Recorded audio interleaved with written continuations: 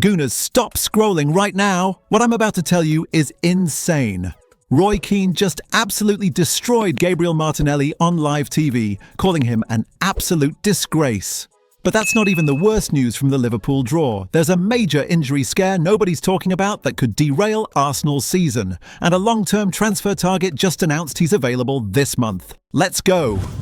Gooners, Gabriel Martinelli is trending for all the wrong reasons after the Liverpool draw, and Roy Keane just went nuclear on him. Here's what happened. Martinelli was introduced by Arteta to try and win the game, but ended up having zero impact. Instead, the Brazilian nearly caused a riot between both sets of players when Conor Bradley went down injured.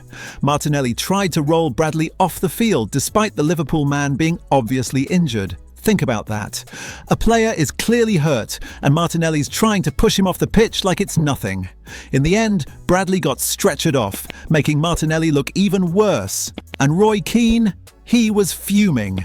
Speaking on Sky Sports after the game, Keane did not hold back at all. In moments in the game, especially with injuries, I've been someone who's had injuries, and it's never a nice feeling. I can see maybe he's thinking, oh, time wasting, but brother, you got to be self-aware enough to know, like, okay, cool, the guy's down. Like, you've been there before, and it's just disrespectful, probably even worse than disrespectful, to be honest with you. It's just disappointing to see. Know your players as well. Know your players. You know what's under reaction. You could tell he's obviously injured. In the sense that it wouldn't be something that Conor Bradley would do lightly? Obviously not. I don't think he's the type of kid to do that. And if you're standing over, you don't know the injury the player's got. Again, it looks pretty bad. You're trying to push him off the pitch. Not good stuff, that. And you know what? He's got a point. This is going to be a massive talking point for Arsenal and Liverpool fans in the coming days. Some people are even calling for Martinelli to be sent off or face retrospective action. But experienced referee Mark Clattenburg told Arsenal Insider that Anthony Taylor got it right by giving Martinelli a yellow card. Clattenburg said, "The push was not violent, but more a gesture and was not in the spirit of the game. For this incident to result in a red card, the push needs to have force and malice, and this did not." So Martinelli escaped with a yellow, but the damage to his reputation is done. Social media is going crazy. Liverpool fans are furious. Even some Arsenal fans are disappointed. Look, I get it. Martinelli was frustrated, the game was goalless, Arsenal needed a win, and Bradley going down killed momentum. But you cannot do that. You just can't. It's unsportsmanlike, it makes Arsenal look bad, and it gives ammunition to everyone who says we lack class. Martinelli needs to learn from this, fast, because if this becomes a pattern, it's a problem. Alright Gooners, everyone's talking about Martinelli's push, but there's a major story from the Liverpool game that's flying completely under the radar, and it could be disastrous for Arsenal's title chances. Piero Hincapie may have suffered a serious injury, and nobody is talking about it. Arsenal and Liverpool drew 0-0 at the Emirates. The biggest talking point was Martinelli. But what's being ignored is that Hincapie went down after what appeared to be a hamstring injury. He was replaced by Miles Lewis-Skelly late in the game. Football London now claims that Hincapie is set to undergo scans, and there are fears he suffered a hamstring injury.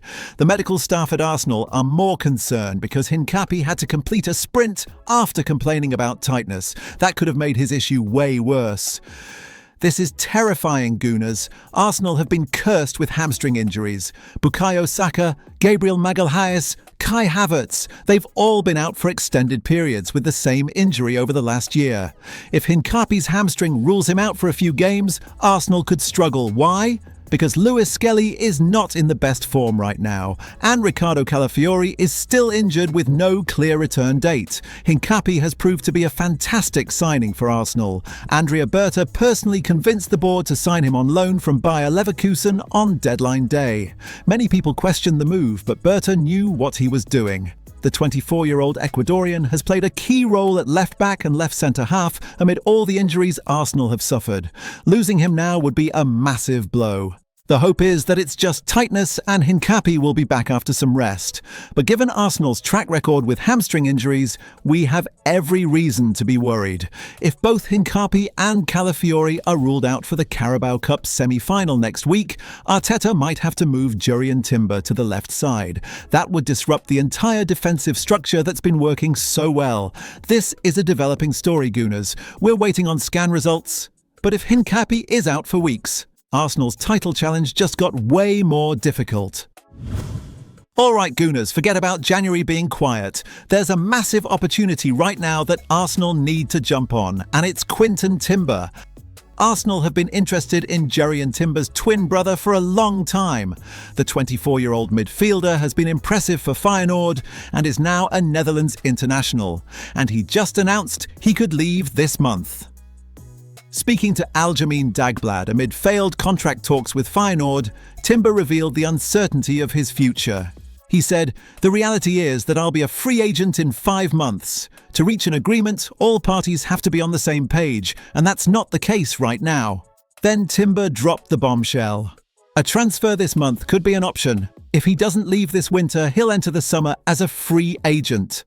One thing is certain, Timber doesn't see his future at Feyenoord. He said if he wanted to renew, it would have been clear long ago. This is perfect timing for Arsenal. Here's why.